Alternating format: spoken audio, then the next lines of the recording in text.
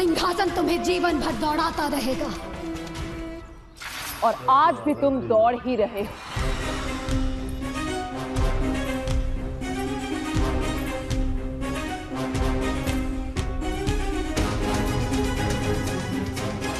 यदि पाप नहीं किए तो किस बात का दंड मिल रहा है तुम्हें?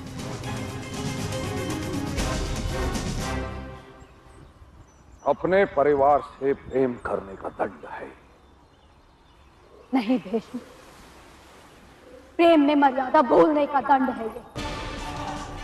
तुमने अपने परिवार से इतना प्रेम किया कि समग्र विश्व से मुंह फेर लिया। भूल गए तुम भीष्म कि मधुमक्खी की रानी का छत्ता ही उसका दुर्भाग्य बन जाता है। वो कभी सूर्य का प्रकाश नहीं देख पाती, अपने ही छत्ते में बंदी बनकर मृत्यु को प्राप्त करती। तुम्हारे साथ भी वही होगा भीष्म। अभी तो तुम्हारा दंड आरंभ हुआ है भीष्म। तुम्हारा परिवार ही तुम्हें दंड देगा। तुम्हारा परिवार ही तुम्हें दंड देगा। तुम्हारा परिवार ही तुम्हें दंड देगा। तुमने जितने जितने पाप किए हैं वो सारे बाण बनकर तुम्हारे शरीर को छलनी कर देंगे भीष्म। छलनी कर देंगे भीष्म। छलनी कर देंगे भीष्म। तुम बाणों की शैया पर पड़े पड़े तड़पो।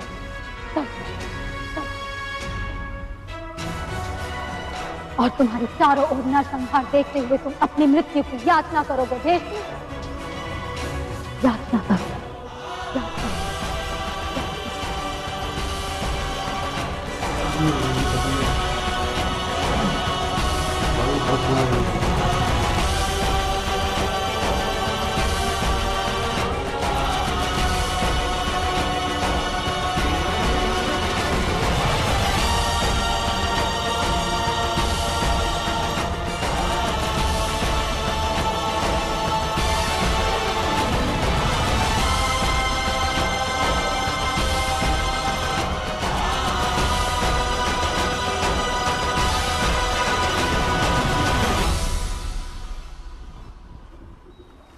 और उस समय मैं वही रहूंगी।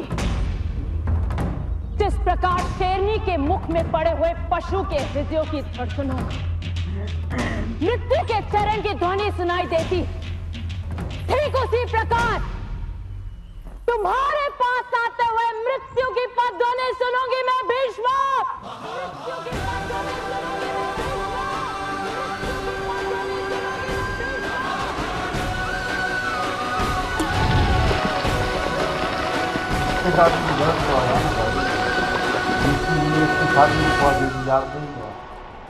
इसको बदला भी नहीं।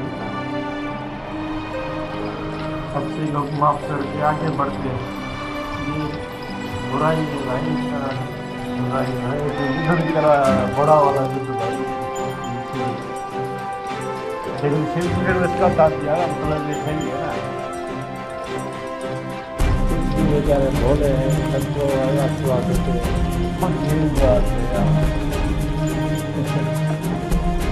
सही बात है। तो भोले ना भी बोलते हैं ना, बट ये जा रहे हैं पांडव।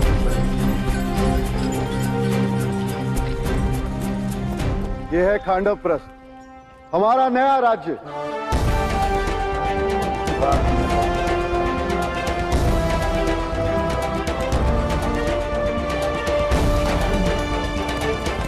खांडवप्रस्थ हम खंडर बोल रहे हैं।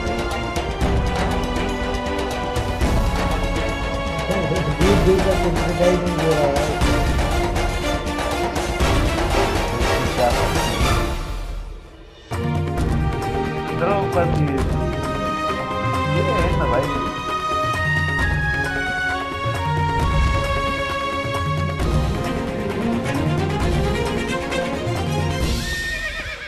ये खांडवप्रस्थ है? यहाँ नगर कैसे बस सकता है? सुना है सारी भूमि सर्पों के विष से जल गई है। नहीं भाई, ये तो भगवान इंद्र का कोप है। भगवान इंद्र ने तक्षक नाग को यह आशीर्वाद दिया है कि इस भूमि पर जल नहीं बरसाएंगे। जो जल बरसेगा उस वन पे बरसेगा। हमने यहाँ आकर कोई भूल तो नहीं कर दी? और अब तो हम यहाँ से वापस हस्तिनापुर भी नहीं जा सकते। अरे भाई, पांडु पुत्रों की सामर्थ्य पर विश्वास करके आए हो ना, तो जी छोटा क्यों करते हो? यदि तक्षक के पक्ष में भगवान इंद्र हैं तो हमारे पक्ष में भगवान इंद्र का कृपा पुत्र अर्जुन है। तात्पर्य? ये सारा जगत जानता है कि महाराज पांडु के सारे पुत्र एक एक देवता के अंश हैं। महाराज पांडु को ये पुत्र देवताओं ने आशीर्वाद स्वरूप दिए जिससे कि कुरुओं की भूमि का रक्षण हो सके।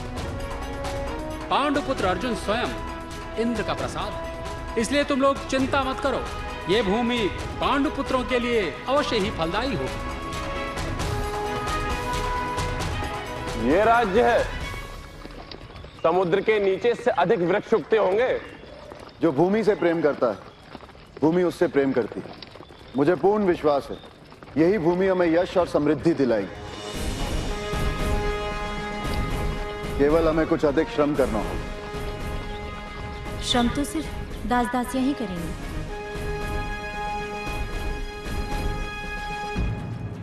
क्या कहा तुमने?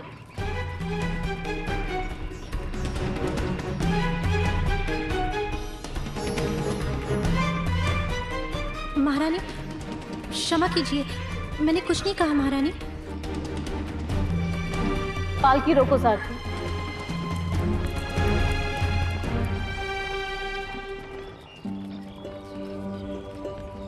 इतना भय क्यों है वृषाली? निकट आओ।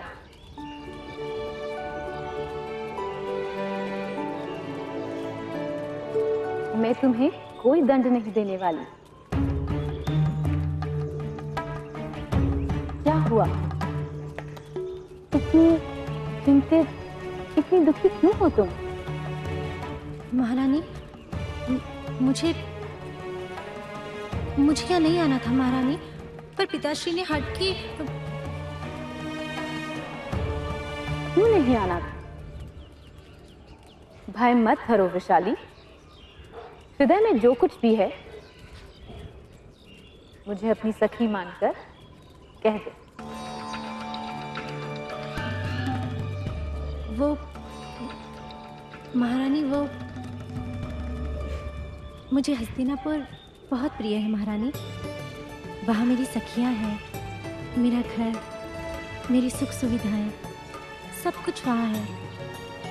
तो वो सारे सुख सुविधा छोड़कर यहाँ इस निर्जन स्थान पर संघर्ष करने क्यों आई हूँ मैं? भला मेरा क्या लाभ होगा?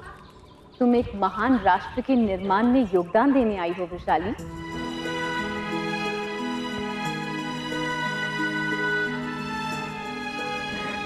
वहां दुर्योधन का राज्य होगा और यहाँ पांडुपुत्र युधिष्ठिर का। वो राष्ट्र तो आपका होगा। यश तो सदा राजाओं को ही प्राप्त होता है। सामान्य प्रजा के भाग्य में तो केवल संघर्ष होता है महारानी। ऐसा यहाँ तो नहीं होगा, इसका विश्वास तुम्हें मैं दिलाती हूँ। मेरे पति सदैव धर्म के मार्ग पर चलेंगे। हम राष्ट्र को अपनी संपत्ति नहीं, अपनी धरोहर मानकर शासन करेंगे। सारे राजा धर्म की बातें तो करते हैं महारानी, पर उनका धर्म केवल उनके परिवार तक ही सीमित होता है। सामान्य प्रजा की बात करें या आम जीव की, उनका धर्म कठोर हो जाता है।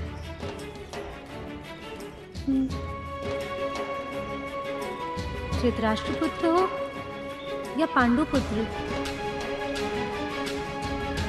उनमें कोई भेद नहीं होता महारानी।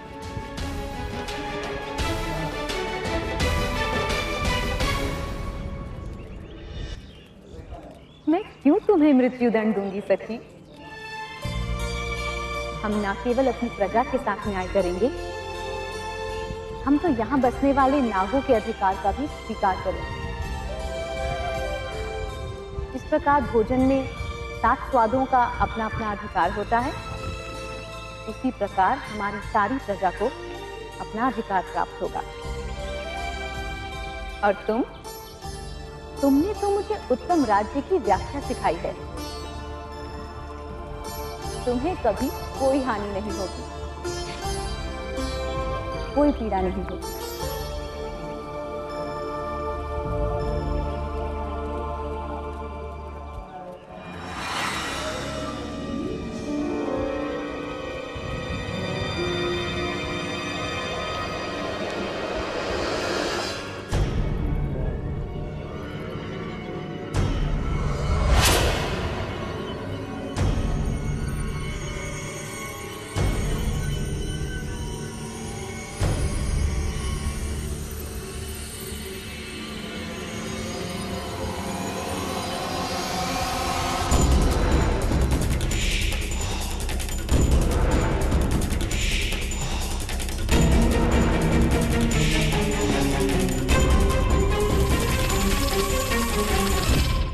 तक्षक, पांडव और उनकी प्रजा आ गई है।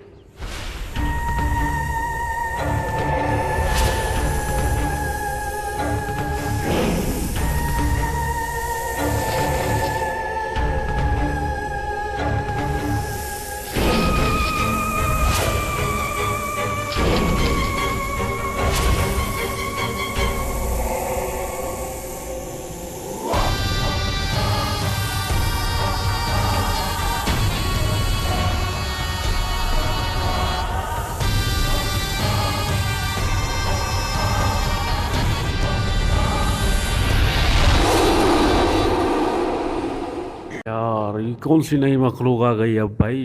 पहले ही इनके साथ इतनी परेशानियां साथ हैं, लेकिन फिर ये नई मखलूक की एंट्री हो गई। एक तो पहले वो गायब था, फिर ये कोई सांप था एनाकोंडा जैसा भाई। अब तो बड़ा यार ये डर लग रहा है। बाकी महाभारत का भाई ये एपिसोड तो बड़ा यार हमें चौंका दिया, हैरान कर दिया। जिस तरह भीष्म जी के लिए वो अम्बा जो थी पुरानी दुश्मन, वो सामने आ गई शिखंडनी के रूप। हमें पता था वो शिखंडनी उसी का ही जन्म लेकर आई है, लेकिन भाई जब सेम टू सेम लग गई ना पुरानी की तरह, तो हम भी हैरान हो गए कि भाई ये तो वाकई बदला लेने आ गई, क्योंकि इसके साथ शिव जी का वरदान भी है। और इस तरह बद्दुआएं देने लग गई कि तुम मतलब भीष्म परेशान रहोगे, तुम्हारे राज्य है वही तुम्हारे खिलाफ हो जाएगा, तुम मृत्यु के लिए मतलब प्रार्थना करोगे। तो भाई बड़ी बद्दुआएं दे रही थी और भीष्म जी बेचारे रो रहे थे। बाकी शकुनी वाले दुर्योधन वाले तो भाई अभी तक नहीं बदले, वो अभी तक चाले चल रहे, बोलते इतना सा भी क्यों दे हम पांडवों को। तो यार ये बड़ी अफसोस की बात है। बाकी देखेंगे क्या होता है। बड़ा अफसोस हुआ यार आज देख कर ना, महा भीष्म जी को हम इतनी देर से बाद देखा ना, तो यार हमने कहा बड़ा खुश होंगे, पर भाई भीष्म जी के साथ वही दुखदारी जारी है भाई। तो बड़ा बुरा लग रहा है यार। हमने कहा बड़े दिनों बाद देख रहे हैं तो खुशी का माहौल होगा, पर नहीं भाई, पूरा सैड और गमगीन माहौल चल रहा है यार महाभारत में। अभी तक पांडव पुत्र तो जा रहे हैं, हम भी खुश हो रहे हैं, पर भाई वो अभी तक चालें चल रहे हैं भाई। वो कह रहे हैं हम इतना भी क्यों दें इनको, और शकुनी तो भाई चालों में तो माहिर है, फिर भी कोई पता नहीं चाल चल रहा है यार। बड़ा बुरा लग रहा है यार महाभारत में। ये वाला जो एपिसोड था ना, बिल्कुल मज़ा आ गया देखकर। परेशान भी हो गए हैं, पहली मरतबा इतने दिनों के बाद देखा है। बस भाई क्या कर सकते हैं, महाभारत का 122 एपिसोड एंड हो गया। देखेंगे नेक्स्ट एपिसोड में कि क्या क्या होता है। हमारी दुआ यही है कि पांडव पुत्र जो है ना, उनको उनका हक मिले, वो खुशी से अपना जीवन उनकी ज़िंदगी है